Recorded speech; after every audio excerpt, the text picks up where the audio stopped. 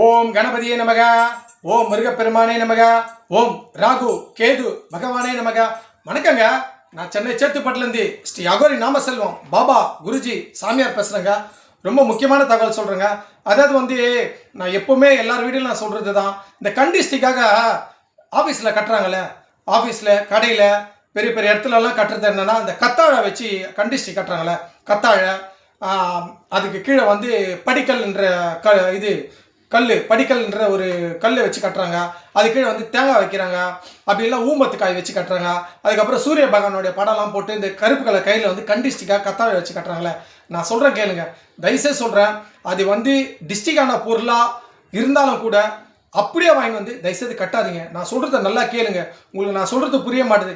எல்லாருமே அமாவாசைனா பௌர்ணமியானா வாங்கி கூட மாதத்தில் ஒரு முறை அதை மாற்றி மாற்றி கட்டுறாங்க. நான் அது உங்களோட நம்பிக்கை, நான் ஒன்றும் சொல்லலை.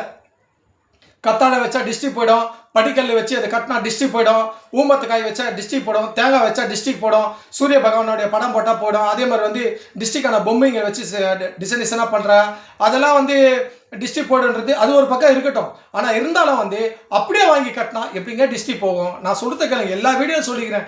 எதையும் முறையாக பண்ணுங்க. எதுவுமே முறையாக பண்ணாதான் அது ஜெயிக்கும், புரியுதுங்களா? அப்படியே வாங்கி ஒரு கருப்பு கலர் கையில் கட்டினா எப்படிங்க உங்களுக்கு டிஸ்ட்ரிக் போகும், புரியுதுங்களா? அதை சுத்தம் பண்ணாங்களா? முதல்ல நான் கேட்குற கேள்வி பாருங்க. அந்த பொருளெல்லாம் அவங்க விற்கிறவங்க சுத்தம் பண்ணி நல்லா பக்தியோட பூஜை பண்ணி அதில் மந்திரங்களை சொல்லி அதுக்கு அந்த டிஸ்ட்ரிக்களோட மந்திரங்களை சொல்லி அதை அந்த நாடி சுத்தி பண்ணி உடல் மந்திரம் உயிர் மந்திரம் இதெல்லாம் சொல்லி கொடுத்து அதை விற்கிறாங்களா? அப்படிலாம் இல்லை. கருப்பு கலர் கயிறு வாங்குறாங்க, கத்தாழை கட்டுறாங்க, அந்த படிக்கல் கட்டுறாங்க, அந்த ஊமத்துக்காய் கட்டுறாங்க, தேங்காய் கட்டுறாங்க, அப்புறம் கீழே டிஸ்ட்ரிக்டான அந்த படங்களை வைக்கிறாங்க. அப்படிலாம் சூரிய பகவான படம் வச்சுலாம் பண்ணுறாங்க. இதெல்லாம் கட்டினா எப்படிங்க உங்களுக்கு கண்டிஸ்டி போகும் சொல்லுங்கள்? அதுக்கெல்லாம் முறையாக பண்ணுங்க. அதுக்கு மந்திரங்கள் இருக்குது. அதை மந்திரங்கள் சொல்லித்தான் ஒவ்வொரு பொருளை கட்டும் போது அதோட மந்திரங்களை சொல்லித்தான் கட்டணும். அதே போல் பூஜை அறையிலே வச்சு அதை குறிப்பிட்ட நாளில் பூஜை பண்ணித்தான் அதை கட்டினா தான் அந்த டிஸ்ட்ரிக்லாம் போகும். எல்லாருமே அதை புரிஞ்சிக்க மாட்டேன்றாங்க. உடனே விற்றுட்டு வராங்க, அதை வாங்கின உடனே அப்படியே கட்டிடுறாங்க. அதுக்கு ஒரு ஊதுவத்தையும் காட்ட மாட்டாங்க, ஒரு விபூதியும் காட்ட மாட்டாங்க, ஒரு கற்பூரமும் காட்ட மாட்டாங்க, எதுவுமே செய்ய மாட்டாங்க. இப்படிலாம் இருந்தால் எப்படி டிஸ்ட்ரிக் போகும்? அது ஒரு காட்சி பொருளாக தாங்க இருக்குது. அந்த டிஸ்ட்ரிக்லாம் போகாது. அது சும்மா ஒரு காட்சி பொருள், பார்க்கறதுக்கு காட்சி பொருளாக இருக்குமே கட்டி அதில் டிஸ்ட்ரிக்லாம் போகாதுங்க. நல்லா புரிஞ்சுங்க. எந்த ஒரு விஷயத்துக்கும் மந்திரங்கள் இருக்குது. எந்த காரியத்துக்கும் மந்திரங்கள் சொன்னால் தான் பலிக்கும், புரியுதுங்களா? இப்போ டிஸ்ட்ரிக் கட்டுறாங்க, எடுத்துகிட்டு வர அவர் மந்திரம் சொல்லி தான் எடுத்துகிட்டு வர்றாரா? இல்லை.